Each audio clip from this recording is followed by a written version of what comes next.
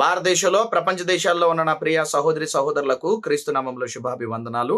ఈరోజు ఒక విషయం చెప్పడానికి మీ ముందుకు నేను రావడం జరిగింది. ప్రియమైన వారలారా, మరి కొద్ది రోజుల నుంచి నేను వీడియోలు చేయకపోవడానికి గల కారణం కొన్ని మీటింగ్స్ ఉండడం వల్ల కొంచెం టైం కుదరక ఇక నుంచి వీడియోస్ చేస్తూ మీకు మంచి విషయాలు తెలియజెప్దామని అనుకుంటూ మరలా తిరిగి మీ ముందుకు రావడానికి గల కారణం, ఈరోజు క్రైస్తవ్యాన్ని టార్గెట్ చేస్తూ క్రైస్తవ్యంలో ఏదైనా ఒక పాస్టర్ గారు ఏదైనా తప్పు దొరికితే, తప్పు దొర్లితే దాన్ని ఎంతలంతలు చేసి సోషల్ మీడియాలో చాలా బ్యాడ్ ప్రాపగండా చేస్తూ మొత్తానికి ఇక క్రైస్తవులందరూ కూడా, క్రైస్తవ సేవకులు కూడా అందరూ చెడ్డవారని చిత్రీకరించడానికి చేస్తున్నటువంటి ప్రయత్నాన్ని తిప్పికొట్టడానికి ఒక విషయాన్ని మీ ముందుకు నేను తీసుకురావాలని అనుకుంటూ ఉన్నాను. మనం అందరూ కూడా మానవ మాత్రుల్లో ఎవరో ఒకరు ఏదో ఒక టైంలో తప్పకుండా ఏదో పొరపాటు జరుగుతుంది, తప్పు జరుగుతుంది. అయితే తప్పు చేసిన వాడు ఏదో చెడ్డవాళ్ళలాగా తప్పు చేస్తూ ఇంకా అలాగే ఉండిపోతాడు. ఇంకే తప్పు అనేదే ఇక తన జీవితంలో జయంగా బతుకుతాడని అనుకుని వీళ్ళు ఉద్దేశిస్తారో ఏంటో తెలియదు. కానీ ఈ మతోన్మాదులందరూ కలిసి ఏమనుకుంటారంటే, వాళ్ళు చేసిన తప్పులన్నీ కూడా కప్పిపుచ్చుకొని ఈరోజు క్రైస్తవుల మీద చేస్తున్నటువంటి విష ప్రచారం, వ్యతిరేక ప్రచారం మీ అందరికీ తెలుసు. దాని గురించి ప్రత్యేకంగా మీతో నేను ఈరోజు కొన్ని విషయాలు చెప్పడానికి మీ ముందుకు వచ్చాను. ఇప్పుడు సోషల్ మీడియాలో ఒక ఇష్యూ జరుగుతూ ఉంది. మరొక సహోదరికి న్యాయం చేయాలని కొంతమంది, ఒక సేవకుడు తప్పు చేశాడని కొంతమంది, సేవకుడు తప్పు చేస్తే బయటికి రావట్లేదు ఎందుకని కొంతమంది, లేదంటే తప్పు జరిగినప్పుడు అందరూ పెద్దలు పరంగా అందరూ కూర్చొని దాన్ని సరిదిద్దుకోవాలి కదా అని కొంతమంది మన క్రైస్తవ సోదరులు ఒక విషయమై పోరాడుతూ ఉన్నట్టుగా దాని విషయంలో అందరూ ఆ విషయంలో అందరూ కూడా ముందుకు వెళ్తూ ఉన్నట్టుగా మనం చూస్తూ ఉన్నాం. ఆ సహోదరికి న్యాయం జరగాలని నేను కోరుకుంటున్నాను. ఏది తప్పో ఏది రైటో నిజ నిజాలు తెలియజెప్పడానికి క్రైస్తవ సోదరులు వారి వంతు వారు ప్రయత్నం చేస్తున్నారు. ఏది నిజమో ఏదో అబద్ధమో దేవుడు తేలుస్తాడు. అయితే సందట్లో సడేమియాగా ఇప్పుడున్నటువంటి కొంతమంది దాన్ని అడ్డు పెట్టుకొని వీడియోస్ చేస్తూ క్రైస్తవులందరూ ఇలాంటోళ్ళు అలాంటోళ్ళు, క్రైస్తవ సేవకులు మంచి వాళ్ళు కాదు, ఆడవాళ్ళని పాడు చేస్తారు, లేదంటే ఆడవాళ్ళ జీవితాలతో ఆడుకుంటారు, లేదా అది ఇది అని ఇక నిజ నిర్ధారణ జరగక ముందే, నిజమేంటో తెలియక ముందే ఇష్టానుసారంగా వీడియోలు చేసేసి మాట్లాడేసి క్రైస్తవ్యం మీద బురద జల్లి ఎవరో వారి జీవితాల్లో జరిగిన తప్పులకి క్రైస్తవ్యానికి ఏం సంబంధం? క్రైస్తవ సేవకులందరూ అలాంటి వారే, క్రైస్తవ పాస్టర్లందరూ అలాంటి వారే, క్రైస్తవులందరూ మంచివారు కాదని కొన్ని ఛానల్స్, ఈ మతోన్మద ఛానల్స్ కొంత చిన్న పండగ చేసుకుని సరదా పడి సంబరపడకపోలేదని మీ అందరికీ తెలుసు. అయితే ఇప్పుడు ఒక విషయాన్ని మీ ముందుకు నేను తీసుకొస్తాను. క్రైస్తవ సమాజంలో జరుగుతున్న కార్యక్రమాలు తప్పొప్పులు ఉంటే క్రైస్తవ సమాజం ఖచ్చితంగా సరిచేసుకుంటది, సరిచేస్తది. క్రైస్తవ సమాజానికి తప్పు చేసిన వాడన్నా లేదంటే తప్పులు చేయడానికి ప్రోత్సహించిన వారన్నా ఇష్టపడరు. ఒకవేళ ఏ వ్యక్తి అయినా తన జీవితంలో తప్పు జరిగితే నిజంగా పశ్చాత్తాపడి దాని విషయమై దేవుడికి మొరపెట్టి మరలా తన జీవితాన్ని బాగు చేసుకొని అలాంటి విషయాలు మరలా జరగకూడదని ముందుకు వెళ్ళడానికి ఏ క్రైస్తవుడైనా ప్రయత్నిస్తాడు. ఇది నిజం. అయితే ఇప్పుడు ఈరోజు మతోన్మాదులుగా ఉన్నవారు అలాంటి పశ్చాత్తాపం మీలో ఉందా? అలాంటి పశ్చాత్తాపం మీరు పొంది మీరు చేసిన తప్పులకి ప్రాయశ్చిత్తం పొంది మేము ఇంకెప్పుడు ఆ పొరపాట్లకు మేము వెళ్ళం అనే ప్రాయశ్చిత్తం చేసుకునే పరిస్థితి మీ దగ్గర కనబడుతుందా? అలాంటి భక్తి మీకుందా? అలాంటి పరిస్థితులు, పరిసరాలు మీకు ఉన్నాయా అని ప్రశ్నిస్తూ ఒక ప్రశ్న మీ ముందు నేను పెడుతున్నాను. ఏంటంటే, ఈ మధ్యకాలంలోని సంగారెడ్డి జిల్లా నారాయణఖేడ్ మండలం విఠలేశ్వరి ఆలయం అనేది ఒకటి ఉంది. విఠలేశ్వర ఆలయం అని. ఆ విఠలేశ్వర ఆలయం దగ్గర ఒక పూజారి ఉంటాడు ప్రతి ఆలయానికి. ఆ పూజారి ఏం చేశాడంటే, పూజలు చేసుకుంటే బాగుండు కానీ పూజలు చేయకుండా ఏం చేశాడంటే, పూజలు పేరుతో ఆ యొక్క దేవాలయానికి సంబంధించినటువంటి కొంత భూమి ఉంటే అందులో బంతిపూలు పెంచుతున్నట్టుగా బయటికి కనపడుతూ, బంతిపూల పెంపకం వెనకాల ఏం పెంచుతున్నాడంటే గంజాయి సాగు చేస్తున్నాడు. ఏమంటే పూజారి ఏంటి, గంజాయి సాగు చేయడం ఏంటి? గంజాయి సాగు చేస్తే అది మంచిదా చెడ్డదా మీ అందరికీ తెలుసు. ఇంకా పూజారికి, పూజ చేసుకున్నడికి గంజాయికి ఏం సంబంధం? పూజారులందరూ కూడా ఇలాంటి వారేనా? వీరి యొక్క ధర్మంలో ఇలాంటి పనులే జరుగుతాయా?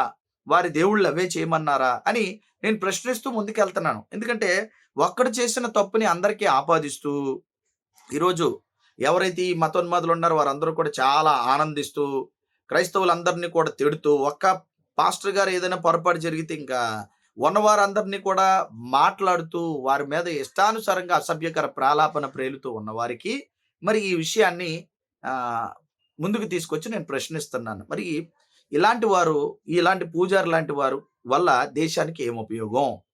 చెప్పండి. ఇలాంటి వారిని చూసి ఏమి నేర్చుకోవాలి? ఆలయంలో పూజారి పూజ చేస్తున్నవాడు పూజ చేయడం మానేసి, ఆలయ భూమిలోని గంజాయి సాగు చేస్తూ పోలీసులకి దొరికిపోయాడు. ఈ మధ్యలో దాన్ని న్యూస్‌లో బయట పెట్టారు. దాన్ని మీకు నేను చూపిస్తాను. చూపించిన తర్వాత మిగతా విషయాలు మాట్లాడి ముందుకు వెళ్తాను. ఒక్కసారి దీన్ని వీక్షించండి. దినం దేవునికి పూజలు చేసుకుంటా ధూపదీప నైవేద్యాలు పెట్టేవో అయ్యవారు అందరి కళ్ళు కప్పి గుడి కోసం ఉన్న భూమిలో గంజాయి పంట పండిస్తున్నాడట. తులసి వనంలో గంజాయి మొలక లెక్క పవిత్ర పూజారి వృత్తిలో ఉన్న ఓ పంతులు నివద్దరే అట్లా చేసిండు అయ్యే బాలన్న అంటారా? మీరు అట్లా అంటారనే వీడియో కూడా తెచ్చిన చూడండి, చూసేయమంటారు అనుండ్రి. సంగారెడ్డి జిల్లా నారాయణఖేడ్ మండలం పంచగామలు ఉన్న విఠలేశ్వరుని గుడి కోసం ఉన్న భూమిలో ఓ పంతులు ఇట్లా పాడు పని పెట్టుకున్నాడట. మరి దేవునికి పూజ చేసి ఆరతిస్తే కూడా పల్లెంలో ఎవ్వరు కూడా చక్కగా పైసలు ఇస్తలేరు. తాడుగా పైసలు దండుకునే పనికి ఇట్లా చేయాలని అనుకున్నాడో, లేకుంటే గుడి తావుల ఏ చెట్టు పెరిగినా ఎవ్వరు అనుమాన పడరు, మూలికా చెట్ల ఇదో చెట్టు అనుకుని ఊకుంటారు అనుకున్నాడో ఏమో గాని గుడి కోసం ఉన్న భూమిలోనే 1 కాదు 2 కాదు 10, 20 అంతకంటే కాదు 600 దాకా గంజాయి మొలకలు పెట్టి గంజాయి తోట సాగు చేస్తున్నాడట, పెంచుతున్నాడట. మరి పోలీసులకు ఎట్లా అనుమానం వచ్చిందో ఏమో గాని ఇట్లా గుడి భూమిలకు పోయి చూస్తే ఏమున్నది, పూల చెట్ల కంటే మొత్తం గంజాయి చెట్లే ఎక్కువ ఉన్నాయట. ఆ చెట్లని వీకేసి మొత్తం గాలిస్తే 15 కిలోల దాకా ఎండబెట్టిన గంజాయి ఓ ₹1,00,000 కూడా దొరికినాయట. ఇలా ఓ పెద్ద స్వామీజీ చెయ్యి కూడా మోచేయి నుంచి బుధాల దాకా పుష్కలంగా ఉన్నట్టే ఉన్నదని పోలీసులకు అనుమానం వచ్చిందట. తీటకు తోట పెట్టుకున్నాడంటే ఇదేనేమో. ఇప్పుడు ఏమాయ అయ్యవారి ఇజ్జత్ మొత్తం వాయే. ఆ పంతులను పట్టుకపోయి మైలపూలు మంచిగా తీసి లగ్గం గట్టిగా చేస్తే కూడా అది వండి చూడనుక ఉన్న అసలు స్వామీజీ ఎవరో కూడా ఎరకైతుంది అంటారు ఈ ముచ్చటిన్నోళ్ళు. మరి దీనివల్ల మనకేం అర్థమైంది? మీరు చూసిన ఈ యొక్క విషయమై ఏం మనకు అర్థమైందంటే, మరి పూజారులందరూ ఇలాంటి వారే.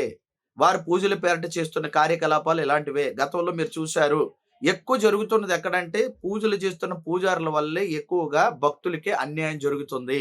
ఎక్కువగా గుళ్ళో కూడా రేపులు జరిగాయి. పూజల పేరిట పూజారులు చేస్తున్నటువంటి నగ్న పూజలు మొదలుకొని భయంకరమైనటువంటి ఆహ్, ఆహ్, వారు చేసే ఆ యొక్క వికృత చేష్టలు ఇవన్నీ కూడా ఎన్నో సార్లు మనం న్యూసుల్లో చూసాం. ఎక్కువగా న్యూసుల్లో వచ్చేది ఎవరి గురించి అంటే పూజారుల గురించి, బాబాల గురించి, ప్రవచనకర్తల గురించి, వారు చేస్తున్నటువంటి మరి లోపల చీకట్లో చేస్తున్నటువంటి కార్యకలాపాల గురించి ఎన్నో. అది 1, 2 అని మనం చెప్పలేం. ఎన్నో, ఎన్నో, ఎన్నో, ఎన్నో. ఏమంటే అవి ఇల్లీగల్ కాంటాక్ట్స్ కావచ్చు. అట్లాగే వారు చేస్తున్నటువంటి చీకట్లో చేస్తున్న ఇలాంటి గంజాయి సాగులు కావచ్చు, డ్రగ్స్ బిజినెస్ కావచ్చు. ఎన్నో దందాలు. మరి ఈ పూజారులు లేకపోతే ఈ బాబాలు మరి ఆడపిల్లల్ని విదేశాలకు అమ్మేసిన పరిస్థితులు కావచ్చు, లేదా ఆడపిల్లలు చేర్చిన సంగతులు కావచ్చు. ఇలాంటివి ఎన్నో మాఫియాకి సంబంధించినటువంటి కార్యకలాపాలు ఎక్కువగా ఈ గుడుల్లోనూ ఈ యొక్క పూజారులు ఎవరైతే ఈ కాషాయ రంగు డ్రెస్ వేసుకుంటారో వారి ముసుగులో జరుగుతున్నవన్నీ కూడా ప్రతిసారి నాకు తెలిసి మరి ప్రతిరోజు ఎక్కడో ఒక దగ్గర ఏదో ఒక చోట ఇలాంటి న్యూస్‌లు వింటూనే ఉన్నాం. కానీ పాస్టర్ విషయంలో చూస్తే ఎక్కడో అరుదుగా ఏదో ఒకటి జరుగుతదంతే. ఒకవేళ అది జరిగినా దాన్ని సరిచేయడానికి పెద్దలున్నారు. దాన్ని మాట్లాడడానికి ఖచ్చితంగా క్రైస్తవ ప్రపంచం ముందుకొస్తది. వారు ఖచ్చితంగా ఒకవేళ తప్పు జరిగిపోతే వారి వల్ల దాన్ని ఎలాగా సరిదిద్దుకోవాలో వారు ఆలోచిస్తారు. ఎలా సరిదిద్దుకొని బాగుపడాలో క్రైస్తవ సమాజం చెప్తది. అంతకంటే ముఖ్యంగా బైబిల్ చెప్తది. మరి ఆ విషయంలో దేవుడు కూడా బోధిస్తాడు. ఇలాంటి పరిస్థితులు ఏవైనా మరి మాట్లాడుతున్న వారు ఎవరైతే ఉన్నారో నిన్న మొన్న కరుణాకర్ అనేవాడు కూడా మాట్లాడాడు దీని గురించి. పాస్టర్స్ గురించి ఇష్టానుసారంగా వాడు మాట్లాడుతున్నాడు మిస్టర్ కరుణాకర్.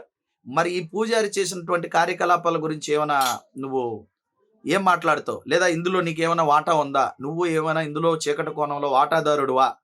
ఇందులో కూడా ఇలాంటి కార్యకలాపాలు చేస్తున్న వారి నుంచి నీ శివశక్తి టీంకి ఏమైనా డబ్బులు వస్తాయా? ఎందుకంటే మీరు చేస్తున్నది కూడా అలాంటి పనులే కాబట్టి వారు ఇలాంటి వాటికి పూజారులు చేస్తున్న చీకటి దందాలను మీరు కప్పిపుచ్చుతారు కాబట్టి క్రైస్తవుల మీద బురద జల్లాలని చేస్తున్న ఈ కార్యక్రమాలకి ఇలాంటి వారి దగ్గర నుంచి ఏమైనా మీకు ఫండ్స్ వస్తున్నాయి? ఎలాంటి వారు మీకు ఏమైనా ప్రోత్సహిస్తున్నారా? ఒకసారి ఆలోచించండి ఈ వీడియో చూస్తున్న వారు. అలాగే కొన్ని ఛానల్స్ కూడా క్రైస్తవుల మీద ఇలా జరుగుతున్న ఏదైనా ఒక చిన్న ఇష్యూ వస్తే క్రైస్తవ సమాజం దాని మీద ఖచ్చితంగా స్పందిస్తుంది. అదేమి చీకట్లో దాచేయాలని అనుకోదు. తప్పు చేస్తే ఎవడైనా నిలబెట్టి వాడిని కడగడానికి, లేకపోతే వాడిని మార్చడానికి, వాడి తప్పుని సరిచేయడానికి క్రైస్తవ సమాజం చూస్తుంది. అందులో ఏ డౌటు లేదు.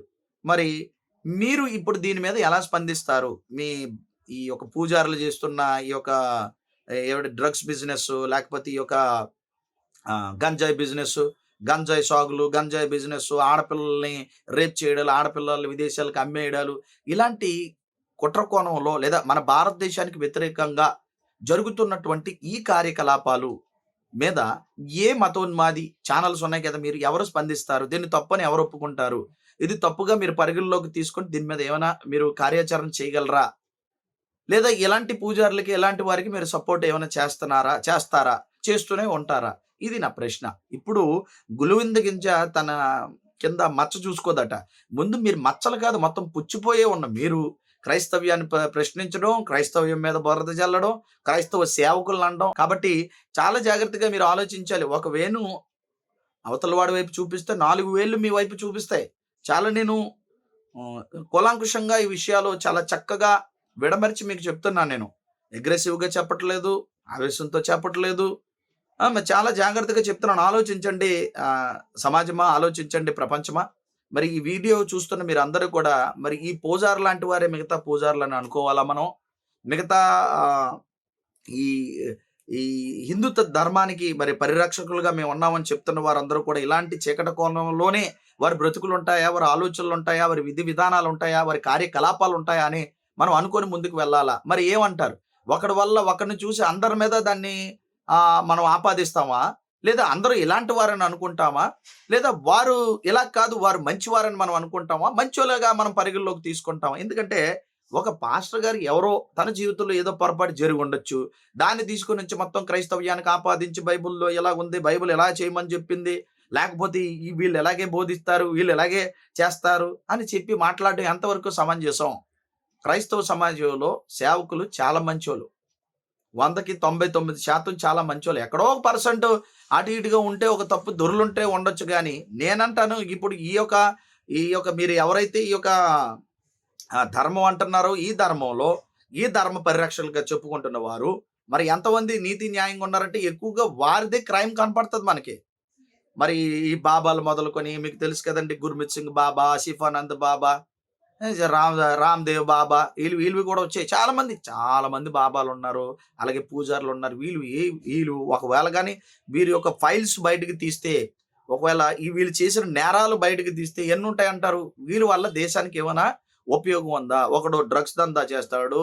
ఈ యొక్క పూజారి ముసుగులో పూజారి ముసుగులో ఏం చేస్తాడంటే ఈ గంజాయి సాగు చేస్తాడు. మరొకడు అమ్మాయిని లోపరుచుకుంటాడు. మరొకరు ఏం చేస్తారంటే అమ్మాయిల్ని విదేశాలకు అమ్మేస్తారు. ఇలా చేస్తున్నది ఎవరు అసలు ఎక్కువగా? ఇది ఆలోచించాలి. ఎవరైతే క్రైస్తవుల మీద వీడియోలు పెట్టి క్రైస్తవ పాస్టర్లు పడుతూ ఉండడానికి ప్రయత్నిస్తున్నారో వాళ్ళు ముఖ్యంగా మీ కాషాయ రంగు డ్రెస్సులు వేసుకొని పూజారుల ముసుగులో, బాబాల ముసుగులో, ప్రవచనకర్తల ముసుగులో, ధర్మ పరిరక్షకుల ముసుగులో వారు చేస్తున్నటువంటి దందాల్ని, ఆగడాల్ని, మరి వారు చేస్తున్న భయంకరమైనటువంటి కార్యకలాపాల్ని, దేశానికి వ్యతిరేకంగా లేదా మీ ధర్మానికి వ్యతిరేకంగా చేస్తున్న కార్యకలాపాలని అడ్డుకోండి. ముందు వారిని ఆపండి. మీ ధర్మాన్నో లేకపోతే మీరు ఏమనుకుంటారో మీ మతాన్నో మీరు బాగు చేసుకోండి.